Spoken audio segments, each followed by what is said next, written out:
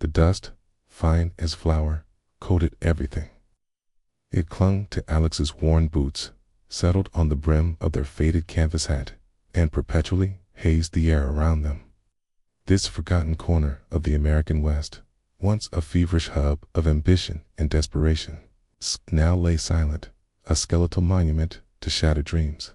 The sun beat down with relentless ferocity, baking the earth to a cracked ochre crust, yet a strange, unsettling cold seemed to emanate from the ground itself. Alex shielded their eyes, scanning the desolate landscape. This wasn't just a prospecting trip. Hey, it was a last-ditch effort, a desperate gamble to resurrect a family legacy buried under generations of bad luck and worse decisions. Their grandfather had chased the phantom of a motherlode in these very hills, dying penniless and obsessed. Alex, burdened by mounting debts and a quiet, knowing sense of failure, felt an almost magnetic pull to finish what he had started. He had inherited a small, seemingly worthless claim, a patch of sun-baked earth near the skeletal remains of what was once the boomtown of Blackwood Gulch. Locals whispered about it, a place where fortunes were made and lives were lost, often in the same breath. Alex dismissed the superstitions as quaint folklore, focusing instead on the geological maps and the faint, almost imperceptible hum that seemed to resonate from the earth beneath their feet.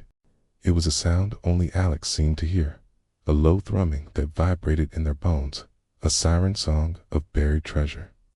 Days blurred into a monotonous rhythm of pickaxe swings, shovel scrapes, and the rhythmic swish of the panning tray in the meager creek. The solitude was absolute, broken only by the rasp of Alex's own breath and the distant cry of a hawk. It was during one such endless afternoon, deep within a shallow, forgotten gully, that the first true anomaly occurred. Alex's pickaxe struck something unyielding, not the usual dull thud of rock, but a sharp, resonant clink, heart-pounding. They dug frantically, unearthing a small, unusually shaped gold nugget. It was unlike any Alex had ever seen, its surface strangely smooth, almost polished, with a faint, iridescent sheen. As their fingers closed around it, a sharp, burning pain shot through their hand, as if the gold itself was alive, resisting, or perhaps reacting to their touch. Alex gasped, dropping the nugget, shaking their hand to dispel the phantom fire. It was just a trick of the light, a muscle cramp, they told themselves, but the unsettling cold that lingered on their skin was undeniable. The faint hum from the earth seemed to intensify, vibrating directly from the nugget now, a low, almost mournful thrum. Later that evening, as the sun dipped below the jagged peaks, painting the sky in fiery hues, Alex sat by a meager campfire, the gold nugget glinting in the fading light. The air was still, the only sound the crackle of the flames. Then, a faint, guttural cough echoed from directly behind them, closer than any animal, deeper than any wind. Alex froze, every nerve ending screaming. They spun around, flashlight beam cutting through the encroaching shadows. Nothing, only the gnarled mesquite bushes and the vast, indifferent darkness. But then they heard it, the distinct, heavy drag of boots across loose gravel, moving away, slowly, deliberately, fading into the night. Alex strained their ears, but the sound vanished, leaving only the oppressive silence and the frantic pounding of their own heart. Alex tried to rationalize it. Exhaustion, isolation, the mind playing tricks, but the coldness in their hand, the lingering scent of old tobacco and desperation that now seemed to cling to their clothes, felt too real. They splashed water from their canteen onto their face, trying to clear the fog of fatigue. As they looked at their reflection in the still, dark puddle, it rippled, distorted. For a horrifying second, Alex saw not their own face, but a gaunt, desperate visage, framed by an old, tattered prospector's hat. The eyes were sunken, haunted, filled with a manic, gold-lusting gleam. It was Silas Blackwood, the ghost of the claim, already trying to merge, to claim a piece of Alex even before the game had truly begun. Alex blinked, and the reflection was their own again, but the image was seared into their mind. A chilling premonition of the obsession that was beginning to take root. The hum of the gold nugget, now clutched tightly in their pocket, felt louder, more insistent, a silent, terrible invitation. The memory of the distorted reflection, Silas's gaunt face superimposed on his own, clung to Alex like the pervasive dust of Blackwood Gulch. Sleep offered no escape. It was a fragmented landscape of pickaxe blows, guttural coughs, and the chilling hum of the gold nugget now nestled in his pocket. The initial unease had curdled into a cold, persistent dread. He tried to rationalize it, attributing the phantom sounds and visions to exhaustion and the isolation. But the lingering scent of old tobacco and desperation in his small, makeshift tent was undeniable. He was alone, yet he felt profoundly watched. The supernatural occurrences escalated with unnerving speed. One morning, Alex woke to find his prospecting tools, a shovel, a pickaxe, a pan neatly arranged in a circle outside his tent, pointing towards the deepest, darkest mouth of an abandoned mine shaft. He swore he'd left them scattered by the creek. Another time, he left his lamp burning inside the tent while he stepped out for a moment.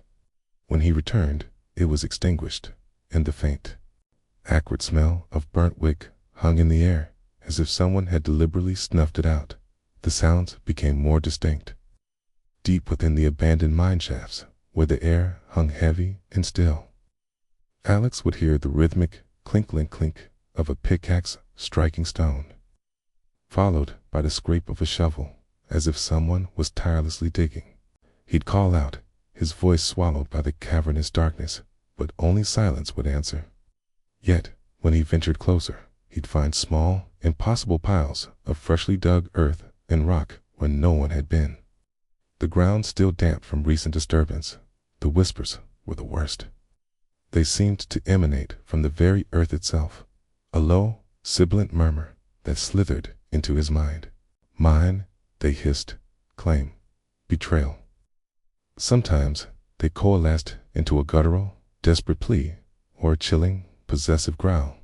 Alex's sanity, already frayed, began to unravel. He became perpetually sleep-deprived, his eyes bloodshot, his movements jerky. The line between what was real and what was a terrifying hallucination blurred into an indistinguishable nightmare. He'd catch glimpses of a gaunt, desperate figure in the glint of his mining pan, or in the shimmering surface of the creek, always just out of focus, always just beyond his direct sight. He knew it was Silas, or something that wore his tormented image, driven by a desperate need for answers, and a growing, terrifying obsession that mirrored the ghost's own. Alex abandoned his prospecting and immersed himself in research. He drove to the nearest small town, its library a dusty, forgotten relic. He pored over brittle, yellow town records, faded newspaper archives, and the few historical accounts he could find about Blackwood Gulch. He spoke to the oldest locals, those with eyes that held the weight of generations of whispered fears, asking vague questions about old claims and unexplained disappearances. Most dismissed him with a shake of the head, but a few offered cryptic warnings about the mountain keeping its secrets. It was in a forgotten corner of the library, tucked away in a box marked Local Anecdotes, unverified, that Alex made a chilling discovery. Not just one journal, but a series of thin, leather-bound notebooks. They were not all by Silas, as he first assumed. The handwriting, though similar in its frantic scrawl, changed from book to book, spanning decades. Each journal detailed a prospector's descent into paranoia and madness, convinced someone was trying to steal their claim, convinced they were being watched, haunted by a coughing shadow and the whispers of the gold. Each entry spoke of striking a rich vein, followed by escalating fear, and each ended abruptly with a chilling, unfinished sentence about the last strike or the gold calling. One entry, dated just 5 years prior, was in the familiar, neat hand of a local prospector Alex vaguely knew. Old Man Hemlock, who had vanished without a trace. Alex's lamp suddenly flickered, then died, plunging him into absolute darkness. The library, usually quiet, was now filled with a cacophony of disembodied whispers, growing louder, turning into accusatory shouts of thief, mine, get out, accompanied by the frantic, desperate sound of a pickaxe striking stone, echoing from every direction, just beyond the reach of his hands. He fumbled for his phone, its weak flashlight beam cutting through the oppressive black. When the light flickered back on, illuminating the dusty table, he saw it. A fresh, muddy handprint, stark against the aged wood, smeared across the open page of the journal belonging to Old Man Hemlock. The page it covered contained a single, terrifying word, scrawled in what looked like dried blood. Join. Alex stumbled back, knocking over a stack of books, the whispers now a deafening roar in his ears. This wasn't just Silas. This was something far older, far more pervasive. A curse that had claimed multiple souls, drawing them in with the lure of gold, only to trap them in its unending torment. And now it was inviting Alex to join its ranks. The single, blood-red word, join, scrawled across Old Man Hemlock's journal page, had shattered Alex's last vestiges of composure. It wasn't just a warning. It was an invitation, a chilling testament to the curse that had claimed others before him. The spectral whispers of thief, mine, still echoed in his ears even after he'd fled the library. The image of the muddy handprint seared into his mind. Sleep was a distant, unreachable shore, replaced by a constant, buzzing paranoia that made every shadow a threat, every creak of the old cabin a prelude to terror. He was losing his mind, slowly, inexorably, just like the prospectors whose frantic entries filled the journals, driven by a desperate, feverish need to understand, to find a way out of this deepening nightmare. Alex returned to the desolate silence of Blackwood Gulch. The very air felt heavier here, thick with the weight of forgotten despair. He spent days poring over the collected journals, cross-referencing names, dates, and cryptic references. The pieces slowly began to click into place, forming a horrifying mosaic of betrayal and obsession. The ghost was Silas Blackwood. The journals confirmed it, though his name was often whispered, never written in full. As if the very act of naming him was dangerous. Silas had arrived in Blackwood Gulch in 1862, a man consumed by the gold fever, but also by a quiet, almost scholarly obsession with geology. He had found it, the mother lode, a vein of gold, so rich it defied belief, hidden deep within the very claim Alex now occupied. But Silas had two partners, men he thought he could trust, a brutish, ambitious man named Jed, and a cunning, quiet schemer named Thomas. They had worked a claim together, the gold flowing until greed, a poison more potent than any arsenic, curdled their partnership. The journals hinted at the betrayal, but the full, horrifying truth came to Alex in a vivid, terrifying, waking vision. He was standing in the deepest part of the mine, the air thick with dust and the metallic temps of fresh ore. Tate. He wasn't Alex anymore. He was Silas. He felt the crushing weight of the pickaxe in his hands, the exhilaration of striking the rich vein. Then, the cold steel against his back, the sharp, agonizing pain as Yet's pickaxe plunged into him. He heard Thomas's low, mocking laugh. He felt the cold, hard rock beneath him as he fell, the desperate struggle for breath, the muffled screams that tore from his throat, swallowed by the earth. He saw, through Silas's dying eyes, Jed and Thomas frantically trying to hide the massive gold strike, burying it deeper, sealing off the tunnel, their faces contorted by avarice. The vision was a sensory assault, the stench of blood, the feel of cold steel, the sound of his own agonizing coughs, the final, desperate gasp for air. It left Alex physically sick, retching onto the dusty ground of his cabin, his body trembling as if he had just endured the brutal murder himself. He was convinced he was losing his mind. Silas's ghost, Alex realized, was bound to the gold, unable to rest. His haunting wasn't just malevolent. It was a desperate, obsessive protection of his lost fortune, a rage-filled vigilance against anyone who dared to touch what was his. He was trapped by his greed and by the betrayal that had stolen his final triumph. The personal connection, too, became chillingly clear. Alex's own great-great-grandfather, a man named Elias Vance, had been a contemporary of Silas, a small-time prospector in a neighboring gulch. His family lore painted him as a man consumed by the elusive promise of gold, a man who died bitter and broken, convinced he'd been cheated out of his fortune. The parallels were too stark. The obsession, the unfulfilled dreams, the lingering sense of injustice. Alex felt an uncanny, terrifying connection to Silas, as if his ancestors' own unfulfilled greed had somehow drawn him to this cursed claim, making him vulnerable to Silas's torment. The haunting was intensely personal, a generational echo of a shared, destructive ambition. Silas's presence became undeniable.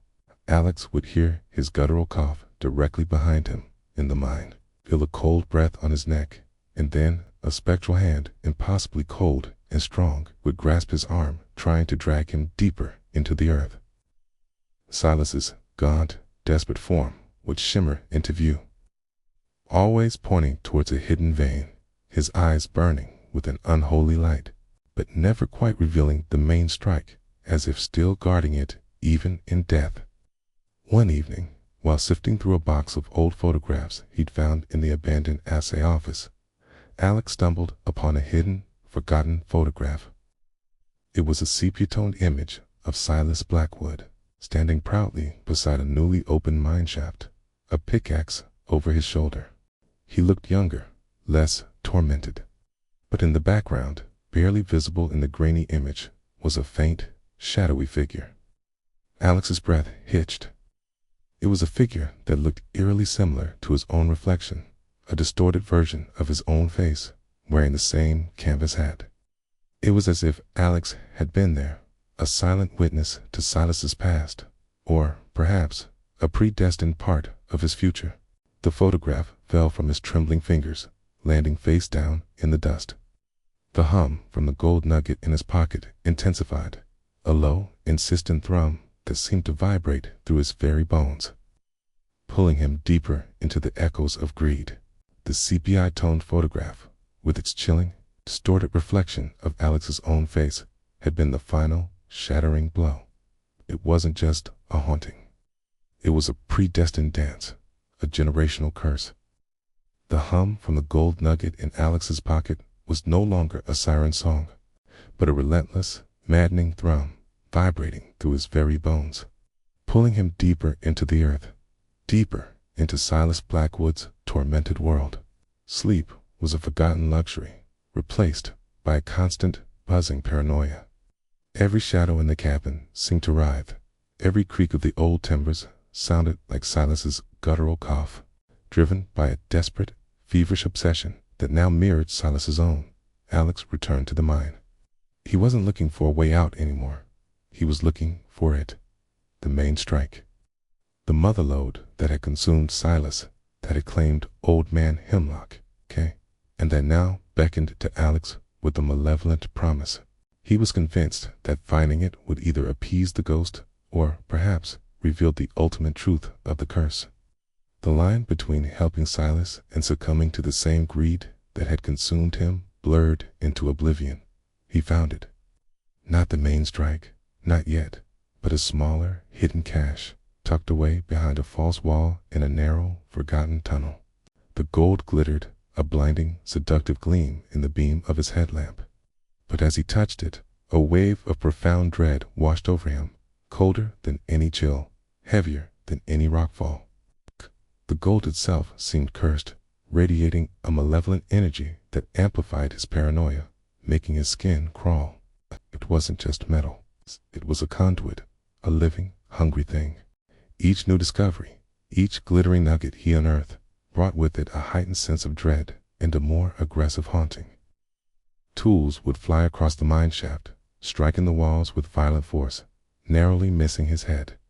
Rocks, heavy and jagged, would detach from the ceiling, crashing down mere inches from where he stood, seemingly by accident, yet always with a chilling precision. He'd experienced terrifying, immersive visions, not just of Silas's death, but of his betrayers, Jed and Thomas, their faces contorted by avarice and fear, their features morphing into grotesque, decaying versions of his own reflection. He'd see himself, his own hands, covered in gold dust, scrabbling desperately at the rock, his eyes wide with the same manic obsession that had consumed Silas. Alex's sanity teetered on the brink. He spoke to himself, arguing with phantom voices, his laughter brittle, his eyes wild.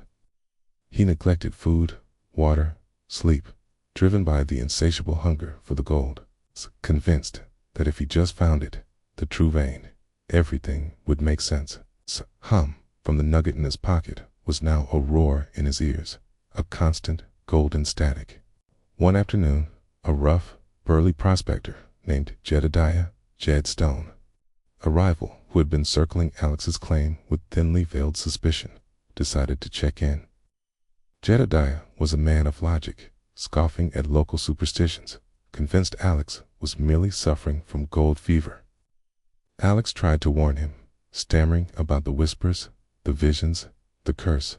Jedediah just laughed, a harsh, dismissive sound that echoed through the desolate gulch. "You've been out here too long, boy," Jedediah sneered, adjusting his own pickaxe. "Gold fever's a real thing, but ghosts? Nah, just bad air in the tunnels. I'll show you how a real man works a claim." He strode purposefully towards the deepest, darkest entrance of Silas's mind, the one Alex had been hesitant to enter, dismissing Alex's frantic pleas. Hours later, the sun dipping low, Alex felt a sudden, profound chill. Not the usual cold of the mine, but a deep, sorrowful cold that permeated his very bones. He followed the feeling, his heart pounding, back to the mine entrance. He called Jedediah's name, his voice trembling. No answer. He ventured inside, his headlamp cutting through the oppressive darkness, the air growing thick with the familiar stench of decay and something new, something metallic and sweet. He found Jedediah deep within the mine, near a newly exposed vein of shimmering, impossibly rich gold. Jedediah was slumped against the rock face, his pickaxe lying beside him. His eyes were wide open, staring with a look of profound, unadulterated terror, fixed on the glittering vein. His skin was pale, almost translucent, and his rough, calloused hands were caked in fresh gold dust. He wasn't breathing. He was dead, not from a cave-in, not from a fall, but from sheer, overwhelming terror and greed. As Alex stood over the body, paralyzed by horror, Silas's spectral form materialized directly behind Jedediah. He was gaunt, his face a mask of triumph and possessive rage. His eyes, burning with an unholy golden light, were fixed on Alex. His spectral hand, possibly cold, reached out, not to touch Jedediah, but to brush Alex's cheek. "Mine," Silas whispered, his voice a dry, rasping sound that echoed in Alex's mind, not in the air. "All mine." Alex stumbled back, gagging, his eyes darting from Silas to Jedediah's dead, gold-dusted face. He noticed something clutched in Jedediah's rigid hand, a small, significant gold nugget, identical to the one Alex had found in Chapter 1. But somehow, more luminous, more alive. And then Alex saw it. Scrawled on the rock face, just above Jedediah's head, in what looked like a hurried, desperate hand, was a message. It wasn't Silas's elegant script, nor was it Alex's. It was Jedediah Stone's familiar, blocky handwriting, clearly written in his dying moments. Using a dark, viscous substance that could only be blood. "It's not the gold. It's what's in the gold. Run." Alex stared at the message, the implication chilling him to the bone. Jedediah hadn't died by accident. He had seen something, learned something, and tried to warn Alex. Silas wasn't just protecting his claim. He was a symptom, a guardian, perhaps even a victim of something far older, far more malevolent, something that resided within the gold itself. The T, and it had just claimed another soul. Jedediah Stone's dead eyes, wide with unadulterated terror, stared at the glittering vein of gold, his hand still clutching the luminous nugget. But it was the message scrawled in blood above his head. It's not the gold. It's what's in the gold. Run. That truly shattered Alex. Silas wasn't just a vengeful ghost. Jedediah wasn't just a victim of gold fever. This was something far, far worse. The air in the mine, already thick with the stench of decay, now felt charged, heavy with an unseen, malevolent presence. Alex stumbled back from Jedediah's corpse, gagging, the words echoing in his mind. What's in the gold? The hum from the nugget in his own pocket, once a maddening thrum, now felt like a living thing, pulsing with a cold, insidious energy. He had to understand. He had to know. Driven by a desperate, feverish need for answers, a need that now bordered on a terrifying obsession, Alex ignored the primal urge to flee.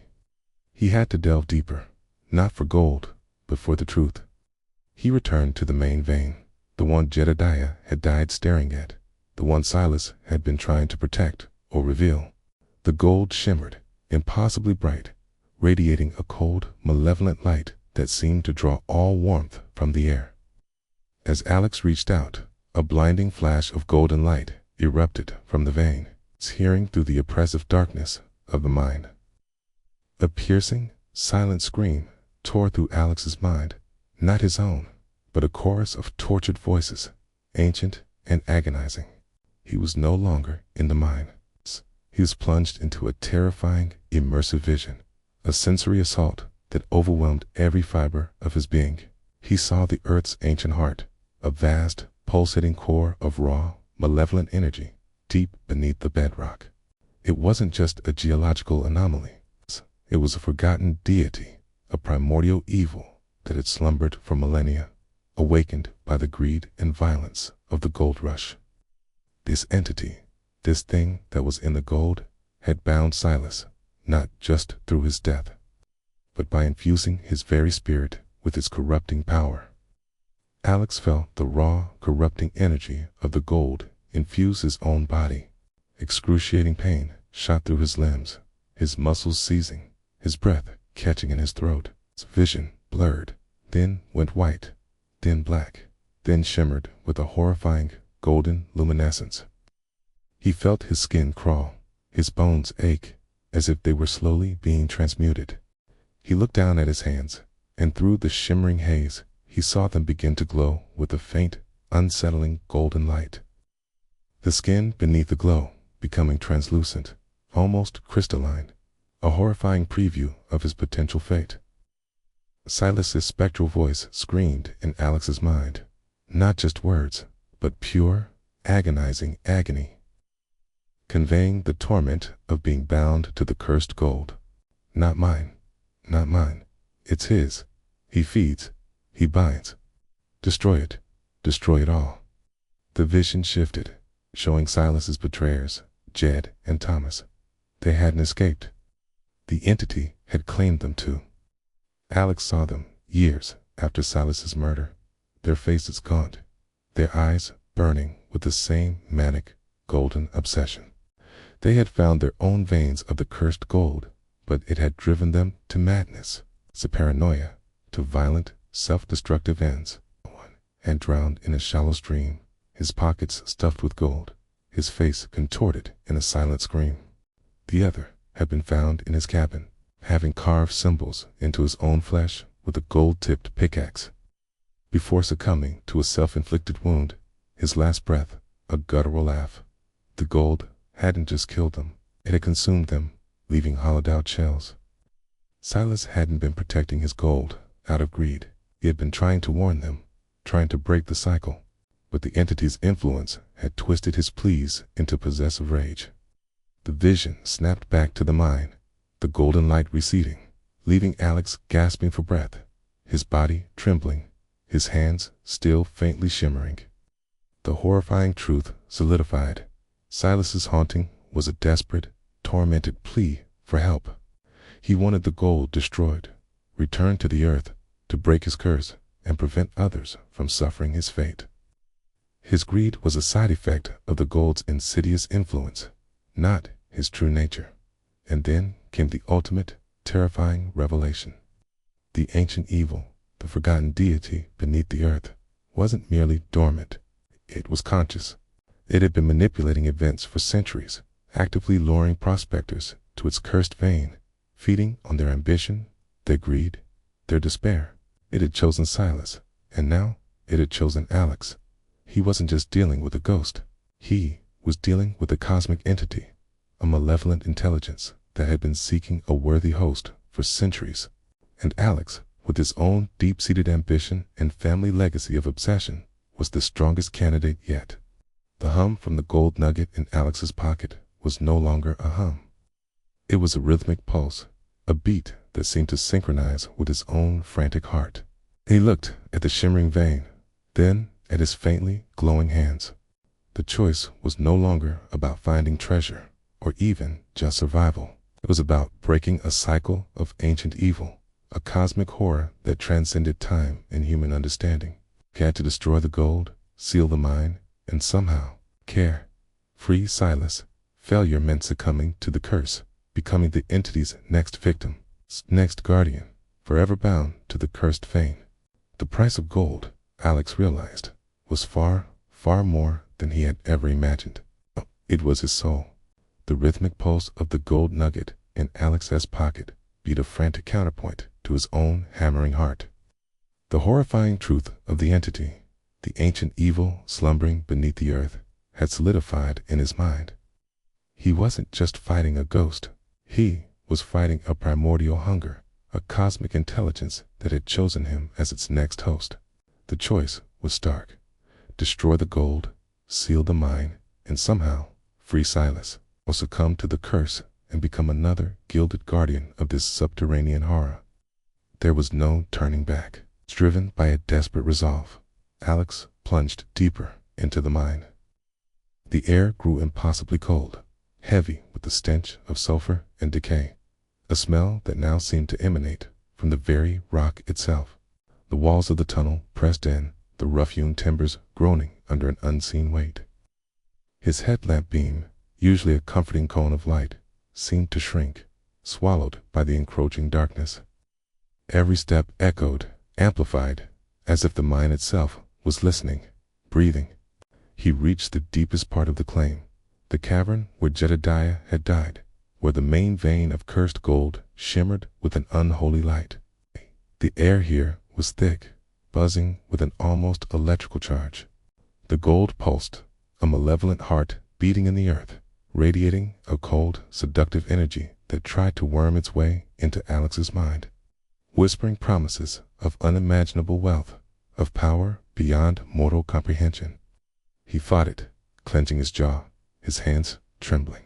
Then Silas manifested. Not a fleeting glimpse, not a shimmering outline, but a full, terrifying presence. He stood before the vein, his form a decaying, gold-encrusted skeleton, his tattered prospector's clothes clinging to his bony frame. His eye sockets burned with the same unsettling golden light that pulsed from the vein, and his jaw hung slack, emitting a guttural, tortured groan. He was the embodiment of the curse, a horrifying fusion of man and malevolent gold. Through a terrifying, immersive psychic link, Silas forced the ultimate revelation into Alex's mind. It wasn't just an ancient evil. It was a fragment of a forgotten cosmic horror, a sentient entity that had crashed to Earth millennia ago, embedding itself within the very geological formations. The gold was its blood, its essence, a conduit through which it fed on the ambition, greed, and despair of mortals.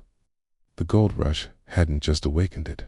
It had provided a feast, allowing it to grow, to strengthen, to seek a physical form, a host. Silas was merely its first successful attempt, a living prison for its power, and now it sought Alex. "Join us." Silas's voice rasped in Alex's mind, not with malice, but with an agonizing, desperate plea. "Break the cycle. Destroy it." Alex raised his pickaxe, its steel feeling impossibly heavy. He had to destroy the gold to seal this place forever. But as he swung, the mine itself came alive. The ground beneath his feet buckled, sending him sprawling. Rocks, massive and jagged, tore free from the ceiling, crashing down around him, narrowly missing his head.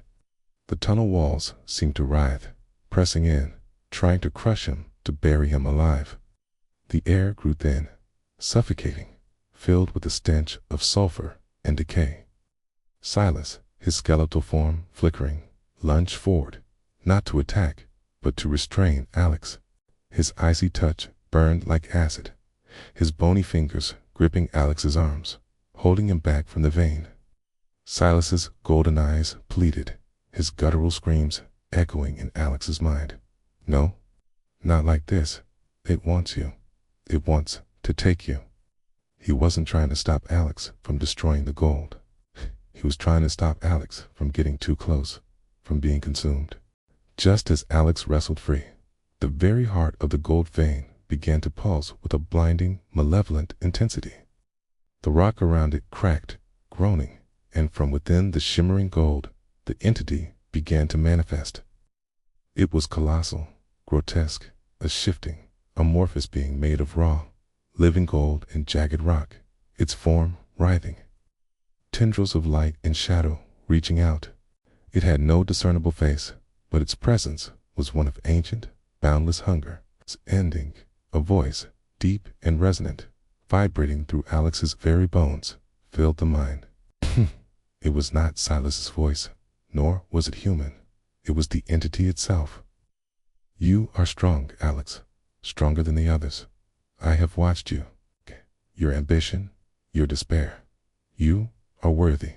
The voice was seductive, promising, yet laced with an undeniable, chilling power. "Do not destroy. Embrace. Join me. I offer you wealth beyond imagining, power to reshape this world.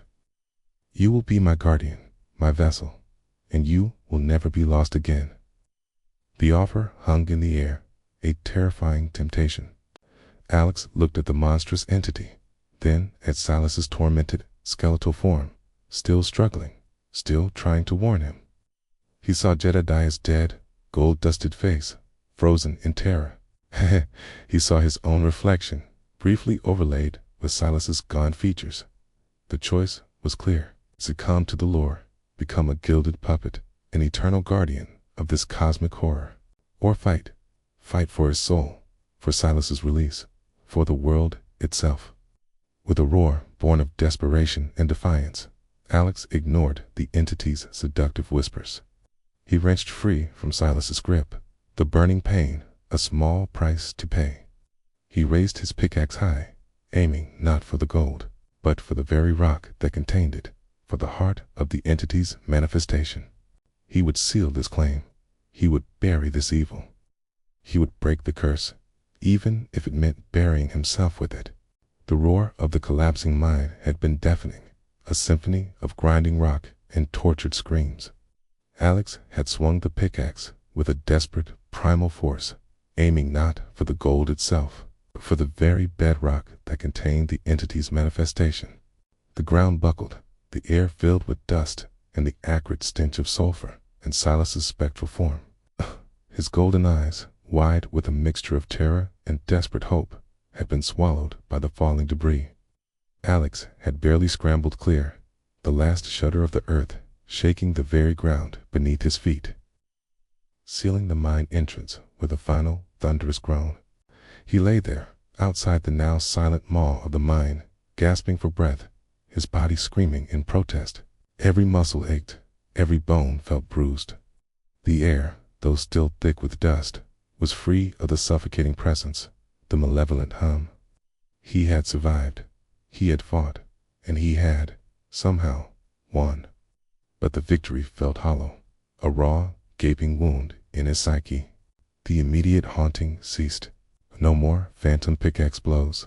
No more disembodied whispers. No more terrifying visions. The mine was truly silent now. Its entrance, a jumbled, impassable mound of rock and earth. The oppressive feeling that had clung to Blackwood Gulch for so long was gone, replaced by an eerie, almost unnatural stillness. Alex spent the next few days in a daze, his body moving on autopilot, driven by instinct. He packed his meager belongings, the gold nuggets he'd found now feeling like lead weights in his bag, radiating a faint, unsettling coldness even through the canvas. He couldn't bring himself to touch them, let alone profit from them. He drove away from Blackwood Gulch, not looking back, the dust of the cursed town clinging to his tires like a persistent memory. The psychological scars were deep, jagged wounds that refused to heal. Alex suffered from vivid, recurring nightmares, the crushing weight of rock, Silas's tormented screams, the grotesque, shifting form of the entity, its voice echoing promises of power and eternal damnation. He would wake in a cold sweat, his heart hammering, his hands trembling, the phantom sensation of gold dust on his skin. He developed a profound, visceral aversion to gold, the mere sight of it making his stomach churn. He began the long, arduous process of healing. He sought out help, not from local historians, but from professionals who understood the complexities of trauma and obsession. He spoke, hesitantly at first, about the mine, about Silas, about the entity, carefully omitting the supernatural elements, framing it as a descent into madness brought on by isolation and the pressures of prospecting. He slowly confronted his own past tendencies towards greed, the ambition that had almost consumed him. He found a strange solace in destroying the gold he had found, melting it down and pouring it into a deep, secluded crevice in the earth, burying it where no one would ever find it again, a symbolic act of renunciation. Yet, the echoes lingered, insidious and persistent. Months after leaving Blackwood Gulch, Alex would occasionally feel an inexplicable, almost magnetic urge to return to the mine, craving for gold that he had to actively fight, a deep, primal hunger that wasn't his own. He would hear Silas's voice, not screaming, but whispering temptations, soft and seductive, promising him power, knowledge, release from his torment, if only he would return to the vein. The gold nugget, the very first one he had found, the one that had burned his hand, he hadn't been able to part with. It remained in his pocket, a constant, chilling reminder. Sometimes, in the dead of night, he would feel it subtly pulse with a faint, malevolent light, a tiny, beating heart of the entity's lingering touch. And then, the impossible began to happen. Small, inexplicable gold nuggets, identical in their strange luminescence to the one in his pocket, would appear in random, impossible places in his life. He'd find one tucked into the pocket of a coat he hadn't worn in months. Another would appear on his pillow, glinting in the morning light. He'd reach for a book on the shelf, and a tiny, perfectly formed nugget would roll out from between the pages. Each one radiated that faint, unsettling coldness, a silent, terrifying message. The entity's influence was still reaching for him a piece of the cursed gold, a fragment of its ancient power. It had followed him out of the mine, a constant, chilling reminder that some curses, once awakened, never truly let go. Years passed since Alex had sealed the mine at Blackwood Gulch. Years that had slowly, painstakingly begun to mend the deep, jagged wounds left by the entity. The nightmares, though still vivid, came less frequently. The craving for gold, that insidious hunger that wasn't his own, had receded, though never entirely vanished. He had abandoned prospecting entirely, the very thought of pickaxes and panning trays now making his stomach churn. Instead, he found a new, simpler purpose, working with a small historical preservation society, documenting forgotten towns and protecting natural landscapes from the very forces of exploitation that had almost consumed him. It was a peace earned through profound suffering, a quiet revaluation of every value he once held. He lived a seemingly normal life, far from the desolate hills of the gold rush. He'd found a small cabin in a quiet valley, surrounded by towering pines, where the only sounds were the wind and the rustle of leaves. He thought he was free. But the echoes lingered. The small, inexplicable gold nuggets continued to appear, though less frequently. Now, he'd find one in the pocket of a book he hadn't touched in months, or glinting beneath a loose floorboard. Each one radiated that faint, unsettling coldness, a silent, terrifying message that a piece of the cursed gold, a fragment of the entity's ancient power, had indeed followed him out of the mine. He collected them, not with greed, but with the grim resignation, keeping them in a locked, lined box, buried deep beneath his cabin. One crisp autumn night, Alex found himself at a campfire, sharing stories with a new generation of prospectors, young, eager faces, their eyes alight with the same ambition that had once consumed him. The air was cool, smelling of pine and wood smoke. He found himself telling a story he rarely spoke of, a cautionary tale whispered in hushed tones around the flickering flames. The legend of the ghost of the gold rush. He spoke of Silas Blackwood, the betrayed prospector, and the insatiable hunger of the gold. He described the escalating phenomena, the whispers from the earth, the terrifying visions. His voice, usually calm, began to drop to a low, gravelly whisper, a timbre that wasn't entirely his own, echoing Silas's tormented rasp. As he recounted the climax, the battle in the collapsing mine, his eyes, in the flickering firelight, seemed to glint with an unmistakable, unsettling golden hue, a momentary internal luminescence that went unnoticed by the captivated audience. And some claims, Alex finished. His voice, now a chilling blend of his own and something ancient, possessive, are never truly abandoned. A sudden chill wind swept through the camp, rustling the leaves in the trees, extinguishing a few of the smaller embers. The young prospectors shivered, exchanging nervous glances, attributing it to the spooky story. Alex merely smiled, a thin, knowing smile that didn't quite reach his eyes. He felt the familiar, faint pulse of the gold nugget in his pocket, a silent, malevolent heartbeat. Later, alone in his cabin, Alex sat by the window, staring out at the inky blackness of the night. He lifted his hand, and for a split second, his reflection in the dark glass showed his eyes burning with that unsettling golden light. A fleeting, terrifying glimpse of the entity's lingering touch. He was free, yes, but the price of gold had been his soul, or at least, a piece of it. He was the guardian now, the silent sentinel, forever bound to the curse he had fought so desperately to contain. Miles away, deep within the desolate hills of Blackwood Gulch, the sealed mine entrance remained a jumbled mound of rock and earth. But beneath the surface, in the absolute darkness, a tiny, almost imperceptible crack appeared in the bedrock. From within, a faint, golden light began to pulse, a slow, rhythmic beat.